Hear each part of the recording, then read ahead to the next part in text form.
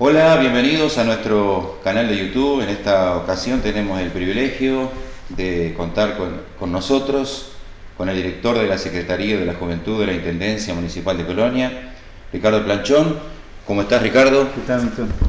A quien conozco de niño y su familia, con decir que nuestros padres, su papá y mi mamá fueron compañeros de escuela en Quintón. También fuimos compañeros de liceo con su hermana Milka, así que bueno, de alguna forma hoy estamos en la misma ciudad transitando estas calles de Colonia. Y bueno, bienvenido entonces. Me gustaría que nos contaras un poco tu vida, tus orígenes y bueno, y también tus estudios, tu vida en la niñez, donde desarrollaste ese tiempo de vida, digamos, ¿no? Así que bienvenido, Ricardo. Bueno, muchas gracias, buen día, un saludo a toda la gente de la iglesia y de todo el mundo, porque hoy por las redes y por YouTube uno puede estar en cualquier parte del mundo. Esa es la parte buena de la tecnología y después tiene parte mala, como toda actividad del hombre, lamentablemente, en muchos casos. Yo escuchaba recién algo muy importante. El que se olvida de dónde viene es muy difícilmente pueda tener un futuro o ofrecer un futuro positivo. Totalmente. Y tú nombrabas recién la Escuela 59 de Quintón, donde fue mi padre con tus padres. Yo tuve oportunidad de estar en su cumpleaños. Y bueno, de ahí viene el origen de la familia paterna, de mis padres, de mi padre, de mi madre, de origen de la ciudad valdense. Mi tatarabuelo fue el primer valdense que vino al Uruguay y siempre tuvimos un legado que lo escuchaba de niño, que el Uruguay y el departamento de Colonia era el que le había dado todo a los valdenses. Así es. Los valdenses vinieron al Uruguay y fueron perseguidos porque todavía estaba vinculado a lo que era la intolerancia religiosa en Florida, se iban a volver. Y bueno, le dieron las tierras en La Paz y nace una historia de corrientes migratorias que hicieron grande y hacen grande este departamento. Y yo vengo de esa familia. Mis padres eran tamberos, queseros, hasta que a los 36 años, en el caso de mi padre, le cambia la vida por un fenómeno que se dio en ese momento. Estamos hablando que yo conozco la historia, pero no la viví. En el año 58, con el fenómeno del ruralismo, que fue un movimiento rural que incursionó en la política, mi padre como dirigente rural sale electo diputado, 3 periodos, luego viene un periodo de cívico-militar o una dictadura o el quebramiento institucional, como se quiera llamar, y se establecen acá en Colonia. Bueno, ahí nazco yo, 3 meses viví en Tarariras. Tengo hermanas mayores y una familia que siempre estuvo vinculada bueno, hasta que falleció mi padre siempre decía: vos no podés mirar para el costado. Fue un poco el legado, como también algo muy lindo vinculado a la vida del ser humano. Yo siempre recuerdo que lo entiendo ahora, yo digo, ¿cómo no lo entendí en ese momento? Mi padre, cada vez que pasábamos una Navidad, invitaba a una persona en situación de calle. En aquel momento se llamaban caminantes, había mucho más caminantes. Es verdad, recuerdo. Y después me acuerdo en la niñez también siempre estar hablando con personas de distintas religiones. Eso le abría la cabeza y la mente a mi padre, así que siempre fuimos una familia muy abierta, pero sí mis padres con una fe en Dios inalterable, ¿no? Así que en definitiva, en realidad, tuviste muy poco tiempo en el pueblo natal, digamos, que es mi pueblo natal también, Tarariras, y luego ya toda tu actividad, digamos, de estudio, escuela, liceo, la desarrollaste aquí en la ciudad de Colonia. Mucha gente en Tarariras, yo voy todas las semanas y me dicen, yo me acuerdo de la casa donde vos vivías. Sí. No le quiero romper frente a lo que era Conaprole, pero claro, fueron 3 meses. Yo tengo un cariño muy grande por Tarariras. Y luego hice la escuela aquí, en la escuela 2, José Pedro Varela. Íbamos caminando de mi casa. Mi casa, yo cumplí 51 años, mi casa siempre fue en el mismo lugar, arriba donde tengo la empresa hoy en día, hoy me hice mi oficina ahí, tengo como un segundo punto de encuentro, porque ¿a qué voy con esto? Una cosa sí que también tuvimos los valdenses, que tal vez siempre nos cargosean que no comemos huevo para no tirar las cáscaras, es ser muy ordenados y muy trabajadores. Queda feo tal vez que lo diga, pero soy una persona que puede ser 2, 3 de la mañana y está trabajando. Eso a veces es malo, indudablemente no lo recomiendo para la salud, pero digo, somos muy trabajadores y hoy con el trabajo a distancia y además fundamentalmente con lo que es, yo tengo 3 actividades que ahora después vamos a charlar, si ustedes lo consideran, sí. Eso hace que uno siempre tenga que estar, por eso digo, la tecnología ofrece cosas buenas y cosas malas. Luego hice el liceo, en el Liceo Juan Luis Perrú, tuve una época también de gremialismo estudiantil muy linda, donde yo digo ahora cómo ha cambiado, pintábamos el liceo, nos preocupábamos, no existía la política partidaria mirada de lo que ha ido cambiando, sino por el bien común, que es lo que tiene que ser la política. La política no es mala, algunos políticos son malos, como toda actividad. La política en sí misma es buena y necesaria. Es buena y necesaria. Y luego me fui a trabajar y a estudiar a Montevideo, empecé administración de empresas, pasó algo en mi familia, mi padre abrió la empresa actualmente con un primo, en una temporada, el 1 de diciembre se cumplen 32 años de eso. Estábamos hablando recién con mi compañero acá, Nico, que está en la parte tecnológica de todo esto, de esa realidad que por lo menos hacía 30 años, sí, que estaba... El 1 de diciembre se cumplen 32 años, se van a sortear una moto hermosa y una bici eléctrica, que es lo que hoy en día quieren. Le preguntamos a la gente que estaba en eso qué era lo que más es imponente, cómo ha cambiado eso. Yo lo celebro porque es algo bueno, pero... Totalmente. Pero bueno, cumplen 32 años y en aquel momento yo me acuerdo que pasó una temporada, mi padre tenía una relación muy linda con mis tíos, Baldo y Elena, ¿sí? Que eran los socios, y había un primo mío, yo tenía 18 años, y en aquel momento se quedó mi padre solamente, y bueno, y ahí vine a pensar en aquel momento, poner todas las expectativas, a salvar la situación, pero quien salvó la empresa y quien manejó los momentos de dificultad en estos 32 años fue Dios. Yo estaba pensando justamente dificultades muy, muy grandes que tuvimos y Dios estuvo siempre presente, como estuvo presente en distintas situaciones de mi vida. El salmista David dice, Dios es bueno, ¿no? Totalmente. Y para siempre su misericordia, ¿no? Y a veces nosotros andamos tan acelerados en nuestra vida, tan corriendo, que nos olvidamos que Dios está siempre pendiente de nosotros de alguna manera, ¿no? Yo tengo una experiencia personal que creo que es lo que puede enriquecer esta nota, yéndome un poquito más acá. En el año 2013 yo fui, después conversaremos, pero el edil departamental más joven de la historia del Uruguay en el año 94. No pude asumir porque la Constitución establecía 22 y tenía 21. Y después, estuve al frente de la Secretaría de la Juventud, fui edil un periodo, secretario de la Juventud, 10 años, después fui diputado. Fui intendente interino en 19 oportunidades, que el intendente interino, para la gente que no conoce, es apagar el incendio cuando las dificultades hay. Eso me hizo madurar mucho. Fui diputado, luego me convocaron y soy director de Desarrollo Humano y Juventud. En el año 2013, recuerdo bien, en el mes de octubre, porque además yo sé que tú conoces por la relación familiar que tú tienes, me llama del Hospital Evangélico el doctor Juan Manuel Alves y me dice de la presencia de Dios en cada una de las personas y cómo lo vive cada uno. Y esto puede ayudar a mucha gente.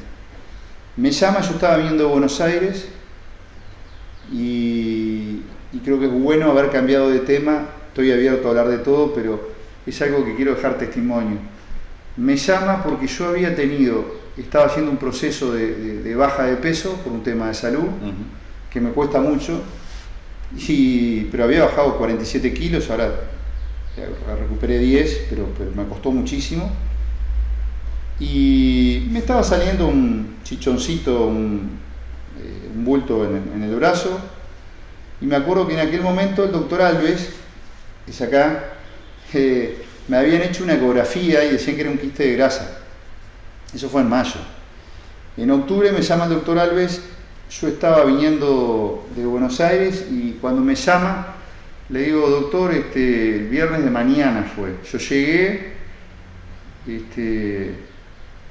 era el cumpleaños de un familiar, el viernes de mañana recibo el llamado y le digo, ¿puede ser doctor el lunes? No, tiene que ser hoy.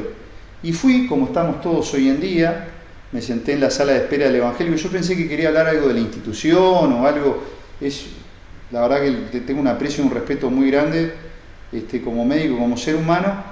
Y estaba con el celular, en la vida que vivimos siempre, un poco distraído, como decía mi padre, en las cosas de la tecnología y del momento. Uh-huh.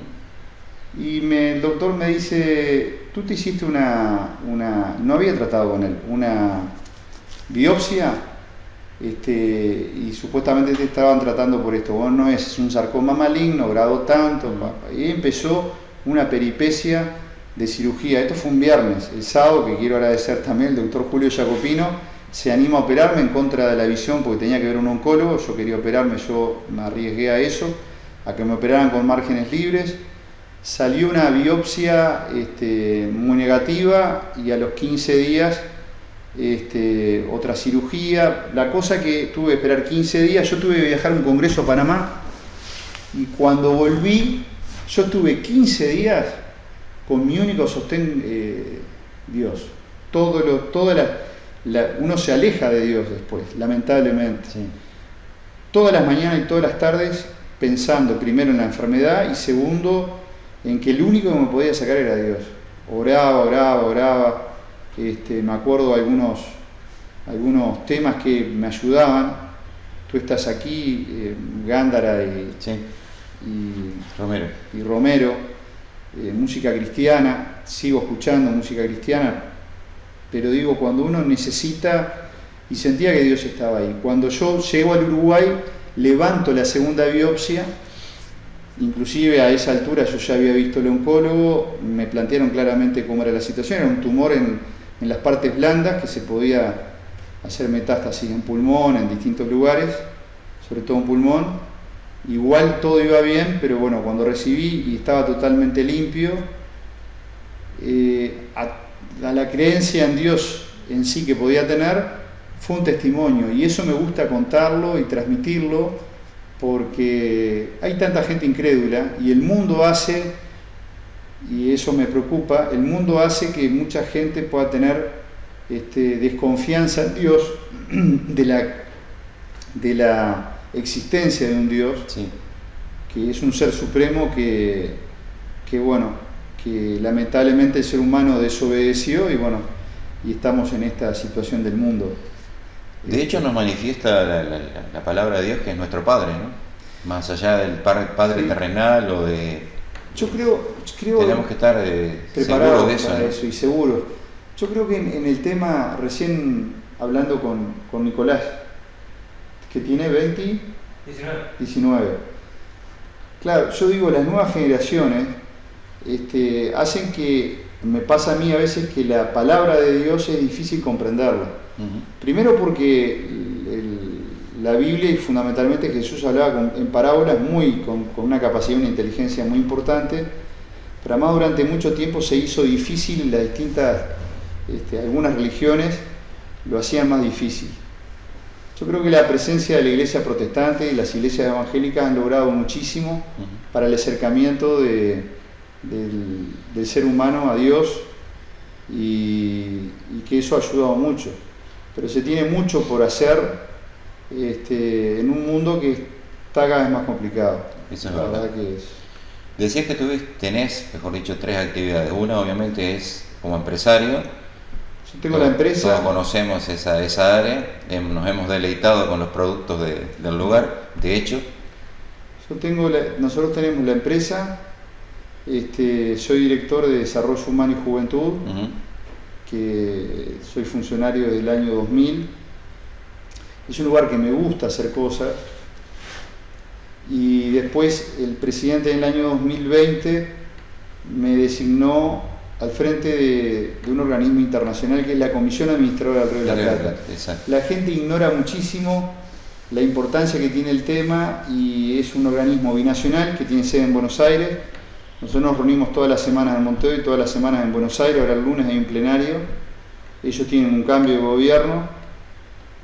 Hace 50 años, el 19 de noviembre, el presidente de aquel momento, Juan Domingo Perón, en su tercera presidencia, creo que después de 11 años de exilio vino distinto.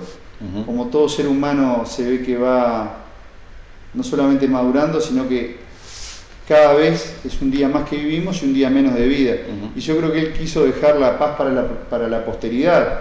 Uruguay y Argentina en el año 55, yo no lo sabía, el presidente Perón, perdón, no es en el 55, es antes del 50, el presidente Perón con el presidente Luis Valle se encontraron en el medio del río. Ni Valle quería ir a la Argentina, ni Perón quería cruzar el Uruguay. Y después Jorge Valle cuenta que Luis Valle tuvo que estar en la Argentina exiliado.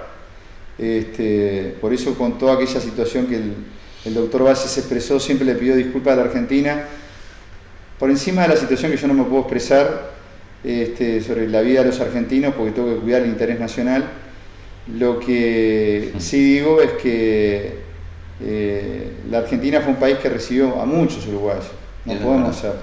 Entonces, bueno, volviendo al 19 de noviembre del 73, Perón y Juan María Bordaberry, ya en dictadura cívico-militar, firman ese tratado que hace sana el conflicto de los límites. Sí, el Uruguay le entrega a la isla Martín García a cambio de una mayor presencia marítima de kilómetros. Y yo entendí, ahora estando acá, que la Argentina tenía un valor afectivo por la isla Martín García porque ahí estuvo preso Frondizi, el presidente Frondizi, y estuvo el presidente Perón. Era el lugar donde la Argentina llevaba tres expresidentes. Y en aquel momento viene la pandemia y el presidente y el secretario de Presidencia, Alberto Delgado, me convocan y me dicen: sé, Ricardo, que estás complicado, estás en plena campaña, pero te necesitamos ahí porque va a ir un representante de la Cancillería, que es del Partido Colorado, un capitán de navío, un funcionario de la embajada, y queremos a alguien de Colonia, porque van a hacer un caño colector, porque los distintos temas de no queremos que haya accidentes en el Río de la Plata. Y bueno, y ahí asumí esta función, que es un organismo internacional, por eso me permite cumplir las dos funciones al mismo tiempo. Y la verdad que es algo que se ve muy poco, pero por ejemplo, la semana pasada se pudo sacar del canal Martín García un barco con 40.000 toneladas de hierro, que si hubiese pasado algo hubiese contaminado todo el río, no como la cianobacteria. Sí, sí. No, mucho estamos peor. hablando de bueno, mucho se administra peor. el canal Martín García,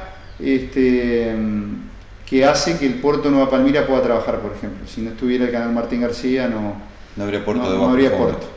Es decir, y bueno, y ahora estamos en la pugna con el dragado del puerto de Montevideo, que Argentina se niega, y que yo veo que la gente lo escucha, y hay que explicarle que si el Uruguay pudiera dragar 1 metro más el canal de acceso a entrar al puerto de Montevideo, la vida económica del Uruguay cambiaría, Sí, porque podrían entrar buques de mayor porte. Así que es algo muy bueno, y es la primera vez en 50 años que hay alguien de Colonia. Que, por ejemplo, nosotros logramos que la Argentina, que todavía no puso en funcionamiento ese caño colector, pueda tener una planta de tratamiento. Eso fue un planteamiento que realizamos en ese sentido. En realidad, hoy en día el Uruguay tira sus desechos en muchos lados sin tratamiento. Entonces es injusto con la Argentina. Yo no le puedo exigir a Milton Charbonnier algo que yo no llevo a la práctica. Exacto. Entonces, cuando nosotros planteamos, bueno, hacen un caño colector para tirar los desechos del arroyo Matanza-Riachuelo. Perfecto. Pero queremos planta de tratamiento. Muy bien, nosotros queremos que ustedes tengan planta de tratamiento también. También. Me interesa mucho el tema de la actividad que desarrollás a través de la Intendencia Municipal, y un poco el tema de la juventud. Sí, eso básicamente porque hay cosas que se han hecho, se han fundado hogares, uno en Colonia, obviamente, para la juventud, otro en Montevideo, que cumple una función social fundamental. Totalmente. Que esos ya son bien conocidos, pero me interesa profundizar en lo último, que es un proyecto personal, por lo que tengo entendido, el Centro Esperanza. Y un poquito cuál es la función actual, cuál es el trabajo actual y a futuro. Es un proyecto y una concreción de Dios. Yo siempre digo, yo soy un ser humano con errores, con pecados, con errores, como todos. ¿Sí? Es una obra de Dios. Fue la obra más importante que pude lograr, porque siempre la tuve en mente, porque se pudo lograr, que Dios me utilizó como una herramienta. El Departamento de Desarrollo Humano y Juventud, cuando yo ingresé, era una secretaría sin ningún tipo de importancia, y lo transformé, o lo transformamos, queda feo hablar en primera persona, en una herramienta para el departamento de Colonia que sirviera en enseñarle a la gente a pescar y no darle el pescado. En el año 2000, cuando estuvo la parte de la crisis más importante, yo veía que los gobiernos y los estados tenían, por la situación que, por ejemplo, acá en la región, Argentina había quebrado, sí, y que se vayan todos, que ahora pasaba algo parecido. Recién hablábamos fuera de cámara, y Argentina en el 2001 cayó de la rúa, sí, tres presidentes en una semana, asume Dualde. Les quiero comentar algo, recién conversábamos, tuve un encuentro muy lindo en Entre Ríos, en la universidad, puedo nombrarla, la Universidad Adventista del Plata, y estuvo presente el expresidente Eduardo Dualde. Pude tener 2 charlas de 1 hora y media, en donde me contó toda la situación que le tocó vivir en ese momento. En esos días tan... Eso lo enriquece. Pero en ese momento devaluó Brasil además, y vino la aftosa. Y el presidente Valle, que yo en aquel momento estaba muy molesto con él, porque tenía 25 años y porque veía con la rebeldía que nos estábamos fundiendo, ahora después, 20 años después, me decía una persona, ustedes lo van a valorar dentro de 20 años. Y es así, la sabiduría de timoniar, porque el buen gobernante se ve en un momento de crisis, en momento de bonanza, más o menos todos pueden ser buenos. Y en aquel momento soy designado secretario de la Juventud. Yo había tenido una muy buena votación, siempre en todas las elecciones se ha mantenido, y yo quiero agradecer a la gente. Y en aquel momento dijimos, bueno, vamos a transformar. Había un programa, por eso digo, no es para la juventud, es para la familia y para la gente, para todas las edades. Por ejemplo, había un programa Primera Experiencia Laboral, que invito a que se anoten los jóvenes entre 18 y 24 años en el departamento, y personas con dificultades motrices e intelectuales hasta 40. Eso es muy poca gente que lo sabe. Dentro de la ley nosotros pudimos establecer, llevar de 50 a 100, que entren gente con dificultades motrices o intelectuales por accidentes o desde su nacimiento, y además que hubiera renovación por 6 meses más por sorteo, que se duplicara el salario, que pudieran ingresar a la actividad privada. Luego teníamos un hogar estudiantil que era el peor del país en Montevideo, donde había una pareja que lo administraba, de funcionarios que no eran profesionales, nosotros, y eran separados, femenino y masculino. Nosotros pudimos lograr en la calle Jackson, Colonia, la gente, y utilizándome como herramienta de Dios, de que exista un hogar. Ahí de primer momento dije que tiene que haber asistentes sociales, psicólogos y personal docente. Están al frente, todos tomados por concurso, y hay 62 chicos estudiando carreras universitarias, 62 familias del departamento de Colonia que no de ninguna otra manera podrían estudiar. Es así. Y en el ex Hotel Los Ángeles, enfrente a la Plaza de Deportes, establecimos en el 2008 un hogar estudiantil, porque en aquel momento nosotros ya veíamos la realidad, que había un montón de carreras que los jóvenes de otras localidades del departamento, así como en su momento tú comentabas, la gente venía al viejo hogar. Yo tenía un primo de mi padre que fue alumno del viejo hogar estudiantil en el barrio Tobulf, porque se hacía bachillerato en Colonia, en muchas localidades no había, como en Tararira. Entonces yo dije, bueno, esta es la segunda situación similar, porque acá se abría la escuela de enfermería, se había fincado la universidad que luego se transformó en la UDE, bachilleratos tecnológicos de la UTU, la Escuela de Hotelería y Gastronomía. Dije, bueno, hay que enfocar hacia este lado, y hay 38 jóvenes de todo el departamento de Colonia, y además hay chicos de 13, 14, 15 años, también con psicólogos, asistentes sociales y con permiso de sus padres. Y el Centro Esperanza yo lo tenía en mente desde el año 2000. Cuando pasa lo de Andrés Trigo, yo era edil departamental y entro y planteo la situación de lo que había sucedido, de que tomáramos conciencia que era un punto de inflexión en Colonia. Tengo amenazas de muerte, me parten el parabrisas en la Rambla, solamente por haber planteado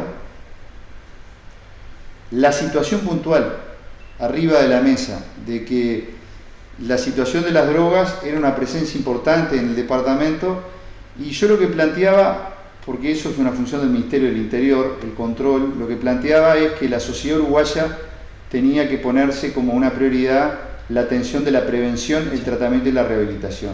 Luego en el 2002 se dice que llegó la pasta base, para mí sí ahí con la crisis más grande, y en el 2010 presentamos, 2011 y 2012 en el Parlamento. En aquel momento el gobierno de Mujica entendió que había otras prioridades, disiento con eso, y felizmente Dios otra vez me pone como herramienta, porque el secretario de la Junta de Drogas fue designado, que esas cosas insólitas, eso, Dios está obrando aunque no lo veamos. Hay un tema muy lindo también de música cristiana, no me acuerdo del grupo, que habla sobre, en la parte final de la letra, aunque no lo podamos ver, Dios siempre está orando. ¿Por qué? Nombran aquí estás. Lo escucho muy seguido. Debemos mover. Debemos mover. El partido independiente, la gente, no vine a hablar de política partidaria, pero soy del Partido Nacional, nombra al gobierno como director de cuidados, para que tú veas cómo nació el tema, de pandemia, junio del 2020. Nombra como director de cuidados del MIDES, nada que ver, al exdiputado Daniel Radío, médico. Con Daniel Radío, yo siempre digo que las personas se conocen en momentos difíciles. Cuando somos diputados teníamos el trato de darnos la mano, respetuoso, de desconfianza muchas veces, porque yo era un diputado del interior, del Partido Nacional, y a veces somos discriminados. Los de ahora no quiero hablar de los... Pero ha ido bajando el nivel, eso sí tengo que decir, ha ido bajando el nivel político. Yo no soy ninguna luz ni nada, pero ha ido bajando el nivel notoriamente, y uno se da cuenta en los distintos extractos de gobierno, inclusive en mi partido, que es lo que más me preocupa. Pero en aquel momento la colectividad armenia nos invita, porque tiene una gran relación con Uruguay, porque Uruguay fue uno de los primeros países que reconoció el genocidio armenio, nos invita, si Dios estará presente, nos invita a una delegación de un diputado por partido a visitar Armenia y Nagorno-Karabaj, que es donde Azerbaiyán ahora invadió, que es territorio de guerra. Hoy en día en el mundo hay 3 conflictos, el de Rusia y Ucrania, el de la Franja de Gaza y también el de Nagorno-Karabaj, que la gente no lo conoce y yo no lo conocí hasta que fui. La representante del Partido Nacional iba a ser la diputada Analía Piñerúa. Analía Piñerúa es tentada para ser candidata a presidente y me designan, vamos. El actual intendente de Rivera, y discúlpenme que tal vez me extienda, pero para que vean la presencia, va el diputado Richard Sander, que ahora es intendente de Rivera, el diputado Jorge Rico, presidente de la Cámara de Diputados, el diputado Daniel Radío del Partido Independiente, y quien habla. Entonces estamos una semana conviviendo en Armenia y en Nagorno-Karabaj. Fuimos a ver un territorio de guerra y vimos tantas cosas tan crudas que nos hizo ganar una amistad. El 13 de marzo revienta la pandemia y él, como director nacional de cuidado, le va a presentar, esto lo estoy contando, pero le va a presentar la renuncia a la calle Pou. No se sentía cómodo en el MIDE, él no vive de la política ni de un cargo público, y le dice el presidente: tú no te vas a ir, porque yo te necesito en otro lado, en la Secretaría de Drogas. La cosa que en julio del 2020 tenemos el primer encuentro, acá en Colonia, en mi oficina. Le digo: che, Daniel, ¿sabés qué? Yo creo que Colonia necesita un centro de adicciones, tenemos que firmar un convenio, nosotros ponemos todo, pero no se puede abrir un un centro, sino con el visto bueno de la Secretaría de Drogas. Y ahí nace, pues yo veía que la gran pandemia, atrás de la pandemia del coronavirus, era la pandemia de las adicciones. Exacto. Y de la salud mental. Ahí, así nace. Así que hay un par de cosas que si tú ves, es pandemia, este hombre es designado en otro lugar, va a caer ese lugar, yo justo estoy en este lugar, y la herramienta es Dios para abrir eso, que en definitiva es algo que se han atendido, Milton, más de 400 personas del 19 de julio, y hay 16 chicos hoy internados, bueno, eso es, con internación diurna.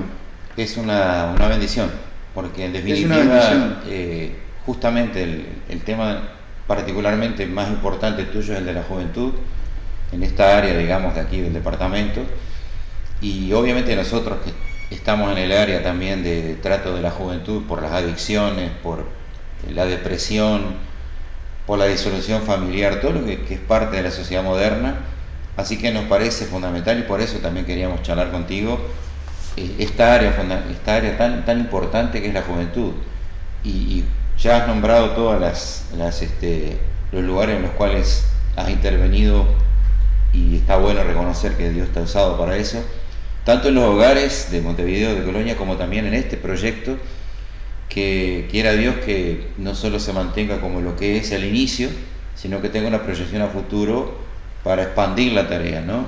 Fue siempre uno de nuestros sueños que hubiera en Colonia un lugar así. Siempre hablábamos, inclusive hace mucho tiempo atrás, con un grupo de gente de la congregación, fuimos a hablar a la Secretaría de la Intendencia, cuando había otro intendente, no el actual, y hubo una apertura para hacer un proyecto, pero claro, había que conseguir todo el área profesional. Me acuerdo que en ese momento la Intendencia tenía una disposición también para poder tener un centro, así que en lo personal, para mí es una alegría grande, enorme que esto esté funcionando y que tenga una proyección inclusive mayor hacia el futuro si está dentro de las posibilidades, ¿no? Sería muy bueno. Es mi preocupación y mi ocupación, primero porque indudablemente la gente sabrá que estamos frente a un proceso electoral el año que viene, pero independientemente de eso, todo tiene su fecha de vencimiento y yo soy un ser humano que quiero dejar para la posteridad cosas que puedan ser buenas. Hoy hay un equipo de 16 profesionales que yo quiero agradecer y son los que llevan adelante esa tarea. Hay psicólogos, asistentes sociales, médicos, especialistas en adicciones, un equipo humano, todos los funcionarios, está Aldana, que participa de la iglesia, y hay cosas para mejorar, pero hay algo muy bueno. Uno ve a los chicos cuando ingresan y cuando ya están ahí, y se dan cuenta y nos damos cuenta que lo que falta es otro tema, que ahí está también Dios, y el Estado no puede pensar que las distintas instituciones religiosas no puedan participar, al revés, les cambia la cara y les cambia la vida, un abrazo, un afecto y escucharlos. Primero, este centro atiende todo tipo de adicciones y convocamos al 4522-8135 que se comuniquen. Está ubicado en la calle Baltasar Brun, atiende todo tipo de adicciones a sustancias y actividades, por ejemplo la ludopatía, ahora empiezan talleres de adicción a internet y otro tipo de actividades que le hacen mal al ser humano. Y entonces tenemos tres modalidades: una modalidad de atención ambulatoria, donde todos sabemos que a veces las instituciones médicas demoran mucho, donde tienen atención psicológica, asistente social y psiquiátrica todas las semanas. Después hay otra atención diurna, donde las personas van de mañana y se van de tarde, y cuando los pacientes están pasando una situación muy compleja son derivados a centros 24 horas, que el Uruguay comete un grave error, y eso es una cuestión de todos los partidos políticos, de todos los gobiernos y de todo el sistema de salud, no entender que el tema de las adicciones y la salud mental es mucho más grave. Para mí el 95% de las patologías se deben a este tipo de situaciones, y hay que tener más camas, y la base del tratamiento no es solamente el tratamiento médico.